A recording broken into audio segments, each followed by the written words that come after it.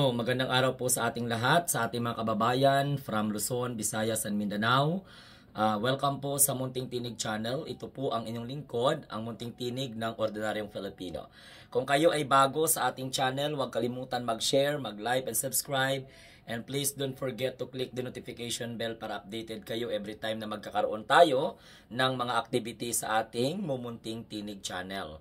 Ang pag-usapan natin ngayon ay ang tungkol po sa ulat ng politiko, no, na kung saan ay highlight dito si Senator Bongo na kilalang kalyado ng mga Duterte, and syempre yung epekto ng tinaguriang budget insertion sa pangunguna di umano ayon sa balita ni Senate President Chess Escudero.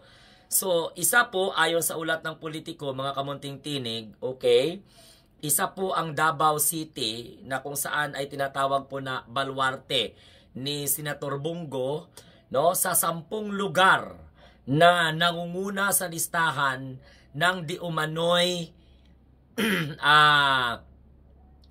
benepisyaryo, no?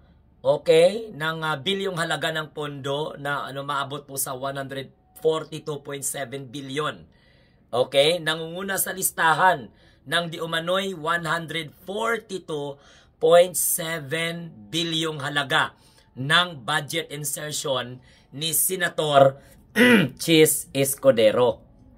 Na kung saan may nakalaan na 7.2 billion para sa naturang probinsya. Yan po ay batay sa ulat ng politiko.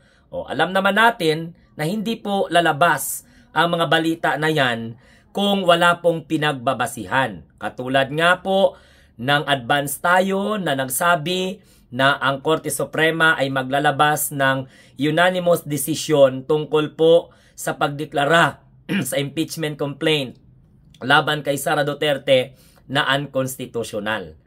So ayon sa ulat ng politiko, habang si Escudero umano ang responsable sa majority ng mga insertion, na kung saan isinama na rin niya ang ilang mga items na may nakalagay na on behalf of Senator Bongo, na may kabuuang 3 bilyong piso. So yung item under the category, kabilang po dyan yung construction of barangay health, okay, construction of what we call this, barangay health station, as well as yung super health center for a total of 633 million. So mababasa po ang ulat na yan ng noong Hulyo 21. So sa pamamagitan po ng budgetary influence ni Escudero ay nakapagsingit siya umano ng 142.7 bilyong insertion sa pondo ng 2025 budget. National po yung pinag-uusapan natin dyan, na kung saan nakalaan para sa proyektong pang-infrastruktura at flood control projects sa iba't ibang bahagi po ng bansa. Tandaan flood control. So bukod sa Davao City, mga kamunting tinig, ayon po sa ulat ng politiko, nakatanggap daw di umano ng 128 or 12 billion mula sa budget insertion ang Bulacan, na kung saan baluarte naman ni Senator Joel Villanueva. So bukod po sa Davao yan, ulitin ko, bukod po sa Davao na baluarte ni Senator Bongo, nakatanggap din di umano ang Bulacan na baluarte ni Joel Villanueva ng pondo amounting to 12 billion. So mabibiyaan din di umano ang Sursugon, na kung saan yan naman po ay baluarte at probinsya ni Chess Escudero, na kung saan ayon po sa ulat ng politiko nagkakahalaga ng 9.1 billion. So mga kamunting tinig, ang balita na ito, hindi po ito mailalabas. Very detailed pang pagpapalabas ng balita na ito Hindi po ito lalabas kung wala po silang mga tinatawag na source. So hinati-hati itong 142.7 billion na ito na di umano'y ang dahilan ng pag-insert nito sa pondo noong 2025 national budget ay walang iba kundi si Chis Escudero. Pero sinuportahan pa ni Amy, sinuportahan pa ng iba't ibang mga senador.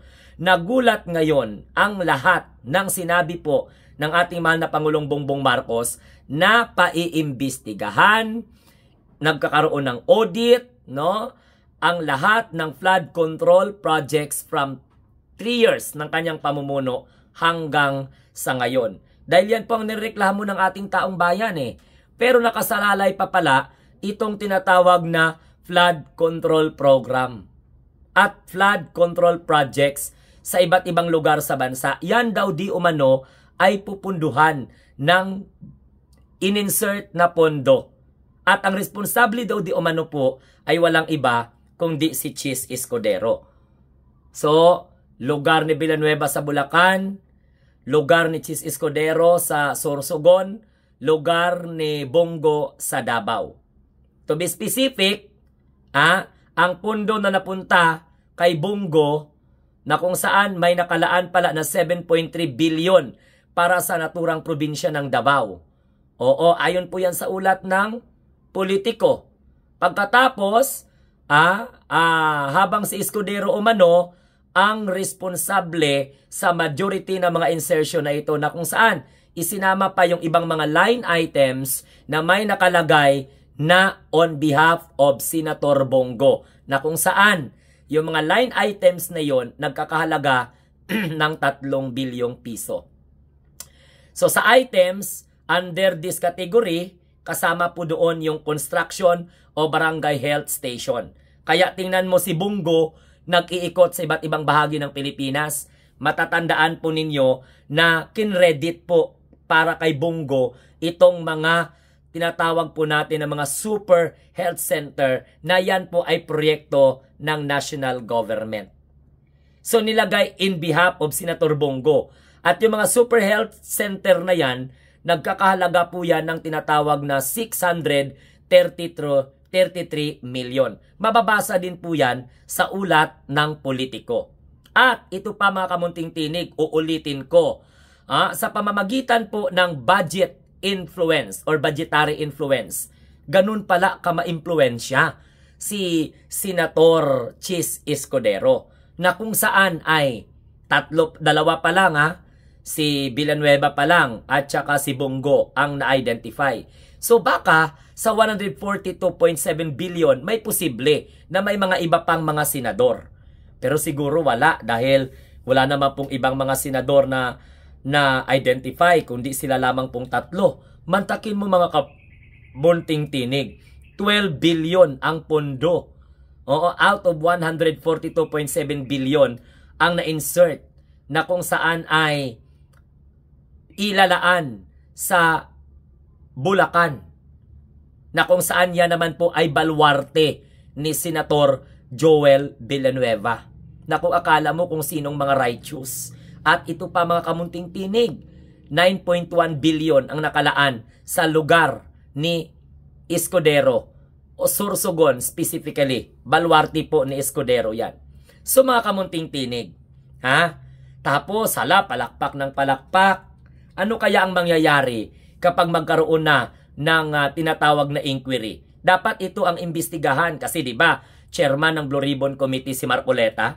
So ano kaya pag malaman ni Marcoleta na iba niya mga kasama ay sangkot sa mga ganito, di titingnan natin kung ituloy ni Marcoleta ang investigation. Kasi ipinag-utos na po ng ating mahal na Pangulong Bongbong Marcos na silipin itong mga flood control projects na kung saan kabilang pala dyan na pondo galing sa mga in-insert na budget. Dahil po sa budgetary influence ni Chis Escudero. Kasi nga, di ba, first time in the history na ang isang Senate President ay pumunta sa House of Representatives. Parang nagtago, parang akala mo lupin ang dating, di ba? Yung halos hindi ipaalam sa publiko na siya po ay pumunta sa tanggapan ng House of Representatives. Kaya nga na po nagkaroon ng bycam. Ngayon, so ibig sabihin, kung nakapag-insert si Chis Escudero, ano ang reason at bakit? So mabuti ngayon, at least nasilip ito ng ating mahal na presidente. So nasa Davao pala, Baluarte pala, ni Senator Bongo, baluarte ng mga Duterte, nakatanggap ng pondo na kung saan amounting to 7.2 billion. Sa Sorsogon, amounting to 9.1 billion. Sa kay Bongo, 3 billion. Samantalang sa Bulacan, 12 billion. Mula po sa 142.7 billion budget insertion na ibinabato ngayon kay Chis Escudero na siya po ang majority responsible because of his budgetary influence. So mga kamunting tinig, i-reveal kayo lahat ng inyong mga mali na mga gawain, no? Shout out sa mga Duterte de Hard supporters. Paano nyo ngayon yan ipagtanggol? Si Bongo, at saka si Villanueva, at saka si Escudero. Pagdating po dito, mga kamunting tinig or mga DDS, sa usapin na ito. Klaro po na-identify. Ha? Kaya pala tudo pa picture si Bongo sa mga super health center, o sa mga, ano tawag nito, sa mga, ano pa ba dyan? Infrastruktura, mga flood control projects, yung mga health, barangay health stations, o as well as yung mga super health center na ipinapatayo, grabe. Nagkakalaga ng 633 million. Bulacan, Davao, and Sorsogon ang nakinabang. Kung gaano man katotoo ang ulat na ito ng politiko, so abangan natin ang susunod na kabanata dahil alam natin may follow-up pa ito. And mababasa nyo naman yan. Hindi po sa akin ang galing yan. Yan po ay galing sa ulat ng politiko at may mga datos sila at may mga specific na mga line items na na-identify sila bago nila ilabas ang balita na ito. So hanggang sa muli, ito po ang inyong lingkod, ang munting tinig ng ordinaryong Filipino na nagsasabi, tayo po ay mga bagong Pilipino sa bagong Pilipinas. So Chis Escudero, mahiya ka naman sa balat mo.